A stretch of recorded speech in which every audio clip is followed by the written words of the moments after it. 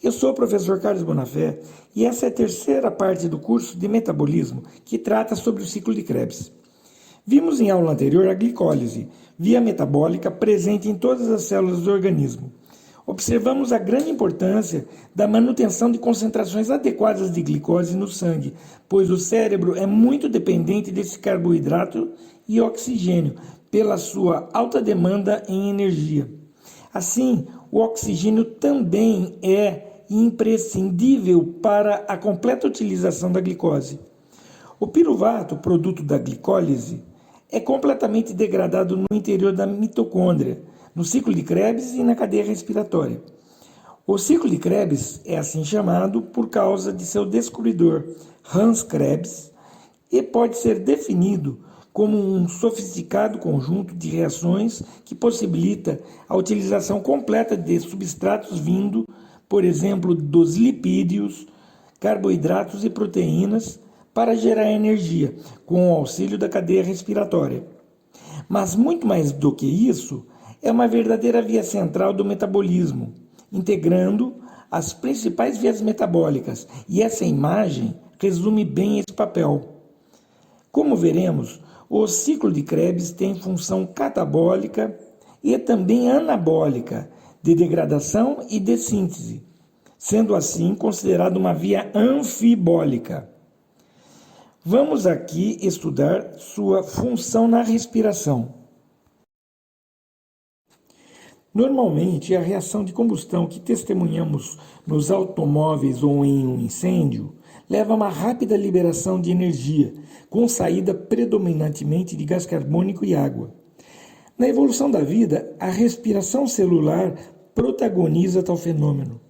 Essa combustão biológica é bem mais elaborada, com um caminho estratégico para um aproveitamento otimizado da energia liberada. Qual seria tal caminho? A molécula que mais representa a utilização de energia no fenômeno vida é o ATP, sendo ele o produto energético da respiração. Vimos na glicólise que compostos de alta energia levam à síntese de ATP através de uma transferência direta de energia química. Isso é denominado fosforilação a nível de substrato. Na respiração, essa estratégia poderia acontecer dessa maneira, e realmente postulou-se tal mecanismo por um bom tempo. A procura de um intermediário de alta energia que pudesse promover a síntese mitocondrial de ATP foi infrutífera. Tal intermediário nunca foi encontrado. Talvez a escolha dessa alternativa pela natureza seja, afinal, muito improvável. A glicose, na completa metabolização, leva à formação de 30 ATPs e o cetoácido piruvato apenas a pelo menos 12 ATPs. Assim, fica muito complicado um intermediário de alta energia promovendo fosforilação a nível de substrato, gerando 12 ATPs. Uma solução para tal problema já foi delineada bem antes do processo da respiração. A reação de oxidação, que ocorre na via glicolítica, via metabólica bem anterior ao surgimento do oxigênio na atmosfera, foi solucionada pela célula com a criação da coenzima NAD. Essa utilização do NAD como um agente oxidante na glicólise foi muito aproveitada na evolução da vida após o aparecimento do oxigênio na atmosfera. Se observarmos a oxidação de 1-NADH na respiração, portanto, com participação do oxigênio, a energia dessa oxidação gera 2,5 moléculas de ATP, a partir de ADP e fosfato. A simples utilização dos dois NADHs gerados na glicólise leva à síntese de 5 ATPs na respiração, e isso mais que dobra o saldo de 2 ATPs produzidos na glicólise. Se isso pode ser levado até as últimas consequências, isto é, se for possível extrair hidrogênios da glicose, reduzindo coenzimas para a subsequente síntese de ATP, isso poderia ser a estratégia utilizada pela célula.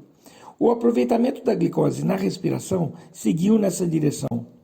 Em um raciocínio bem simplório, como a glicose tem a fórmula C6H12O6, Sua degradação completa, grosseiramente, poderia produzir 6 moléculas de NADH, 15 ATPs, metade do total que é realmente produzido. Esse raciocínio é bem completo, é claro. Nem todo o hidrogênio contido tem energia equivalente para redução do NAD+. E, além disso, as ligações carbono-carbono têm energias que poderiam ser utilizadas no aproveitamento da degradação da glicose na respiração. Uma pista dentro do processo de oxidação é a conhecida produção de gás carbônico. Isso sugere um caminho explorando esse aproveitamento com a saída gradual de CO2 através da oxidação dos carbonos da glicose. Um ponto interessante a ser lembrado em química orgânica é que o grupamento de maior oxidação é a carboxila, como já mencionado. Lembrando, em uma ordem crescente de estado de oxidação, temos metano, metanol, metanal, ácido fórmico e CO2. A gradual descarboxilação de intermediários que participam da respiração pode explicar a produção de CO2 observada nesse processo. Outro ponto a ser levantado é que no advento da respiração, as células certamente já tinham um conjunto razoável de vias metabólicas e com reações existentes aproveitáveis para utilização na respiração. Esse processo, como veremos, tem várias reações de oxidação via coenzimas e descarboxilações. Vamos agora verificar como ocorre a respiração. Descobriu-se que o piruvato dá origem a um acetato ativado que se une a um cetoácido de 4 carbonos, o oxalacetato, tendo como produto dessa fusão uma molécula de citrato. Esse acetato ativado era assim chamado porque era energético, e isso foi fundamental, pois a união do acetato ao oxalacetato necessita energia, que é suprida pelo acetato ativado. Só no final dos anos 1940 foi descoberta a natureza do acetato ativado, que era uma ligação do acetato a uma nova coenzima, que foi denominada coenzima de acilação ou acetilação, a coenzima A. A coenzima A, também chamada de CoA, consiste em um ADP ligado ao ácido pantotênico e um grupo com tiol. Esse é mais um exemplo de um derivado de uma vitamina no metabolismo, o ácido pantotênico ou vitamina B5. O piruvato entra na mitocôndria através de um transportador localizado na sua membrana, uma translocase. A piruvato desidrogenase catalisa um processo de descarboxilação e oxidação do piruvato através da coenzima NAD+. Esse é um processo chamado de descarboxilação oxidativa. O produto desta reação é um acetato ativado, ou seja, ligado à coenzima A, o chamado acetil-CoA. Esse acetato, 2 carbonos, pode entrar no ciclo de Krebs através da união com o oxalacetato, um cetoácido de 4 carbonos, levando a citrato, um composto de 6 carbonos. A energia de ligação entre estes compostos pode ser extraída da ligação do acetato com a coenzima A, como já falamos anteriormente. Essa descarboxilação oxidativa do piruvato é irreversível, e esse fato tem consequência profunda no metabolismo, como veremos. Essa reação já foi chamada de beijo da morte. Essa é uma reação bastante complexa, que além das coenzimas CoA e NAD derivadas da vitamina B5 e da vitamina B3, participam 3 diferentes grupos ligados à enzima, chamados de grupos prostéticos. FAD, derivado da riboflavina, que é a vitamina B2, ácido lipoico e a tiamina pirofosfato, ou TPP, derivada da vitamina B1. A irreversibilidade da reação da piruvato desidrogenase à acetil-CoA tem como consequência que o organismo não sintetiza glicose a partir de acetil-CoA. Já mencionamos que o piruvato pode originar glicose através da gliconeogênese. É importante observarmos que a acetil-CoA pode ser originada não apenas do piruvato, mas diretamente por alguns aminoácidos chamados de aminoácidos cetogênicos e também diretamente de ácidos graxos, principal componente dos lipídios, sendo o acetil-CoA, então, um importante ponto de convergência do metabolismo degradativo. Assim, os ácidos graxos não são capazes de gerar glicose no organismo, e isso tem grande repercussão no metabolismo, notavelmente no estado de jejum. Esse é um fato que não pode ser esquecido. O ciclo de Krebs também é chamado ciclo do ácido cítrico, porque o citrato é o primeiro intermediário do ciclo e também é conhecido como ciclo dos ácidos tricarboxílicos, pois os dois primeiros intermediários do ciclo, o citrato e o isocitrato, têm ambos 3 grupos carboxílicos. Esse ciclo consiste em uma série de reações, algumas de oxidação e de descarboxilação. Já vimos que o cetoácido oxalacetato, 4 carbonos, é ligado ao acetato da acetil-CoA, gerando citrato, que tem 6 carbonos, e após diversas reações, o oxalacetato é regenerado. Vamos ver as reações que ocorrem. Após a entrada do acetil no ciclo, o citrato sofre uma isomerização a isocitrato. Ocorre, então, a primeira descarboxilação e oxidação no ciclo. O isocitrato sofre uma descarboxilação oxidativa a alfa-cetoglutarato, um cetoácido, com redução da coenzima NAD. O alfa-cetoglutarato, que tem 5 carbonos, sofre nova descarboxilação oxidativa a succinil-CoA, também com redução da coenzima NAD.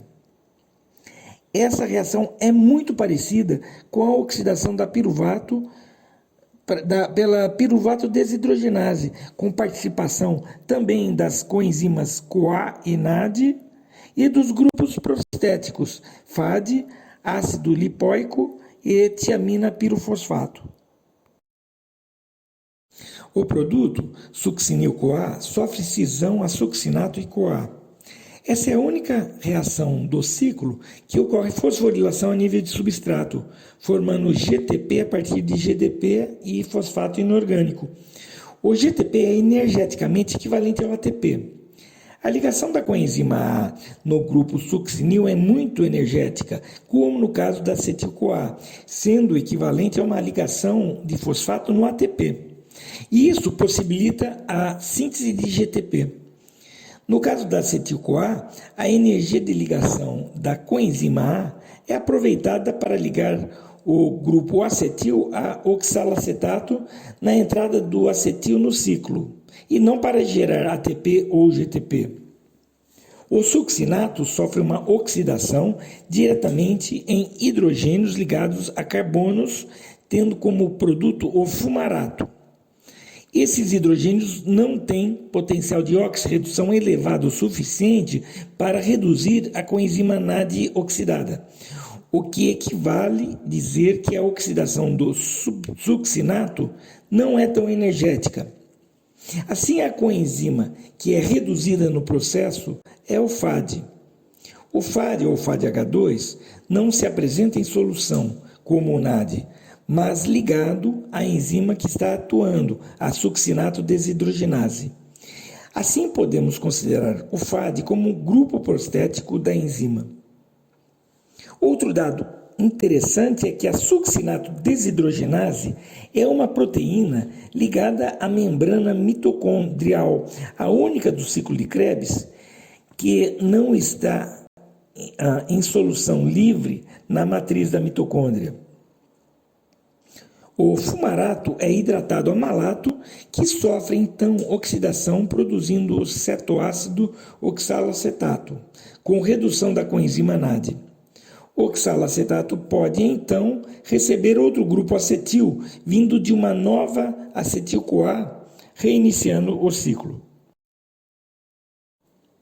Em resumo, sobre os produtos que são liberados na mitocôndria, O piruvato é metabolizado irreversivelmente em acetil-CoA pela ação da piruvato desidrogenase, sofrendo uma descarboxilação oxidativa com produção de NADH e CO2.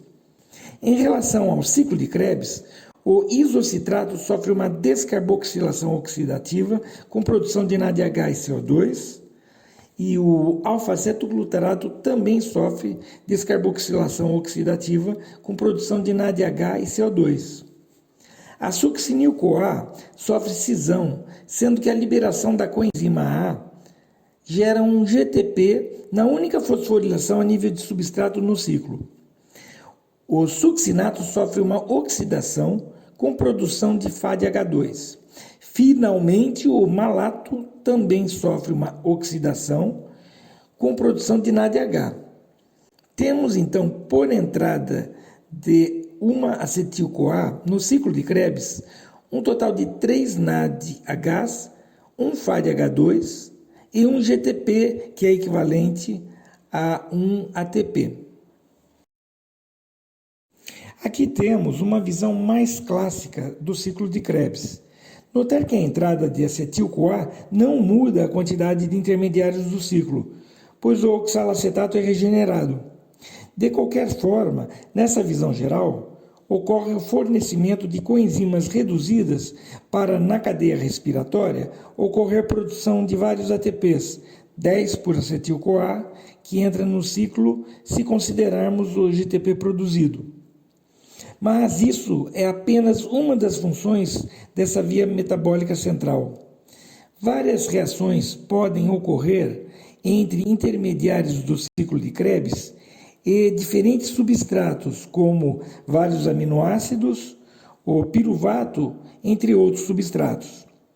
Essas reações são chamadas de reações anapleróticas, que significa depreenchimento. São reações que alteram a concentração de intermediários do ciclo. Isso tem um papel muito importante, por exemplo, na gliconeogênese e implicações muito profundas em diferentes estados fisiológicos, com correlação muito estreita entre jejum, baixas concentrações de intermediários do ciclo de Krebs e cetose. Por outro lado, no estado alimentado, as reações anapleróticas, promovendo altas concentrações de intermediários do ciclo de Krebs, são diretamente relacionadas à síntese de lipídios. Vários dos intermediários são também precursores de importantes biomoléculas, como veremos em aula futura.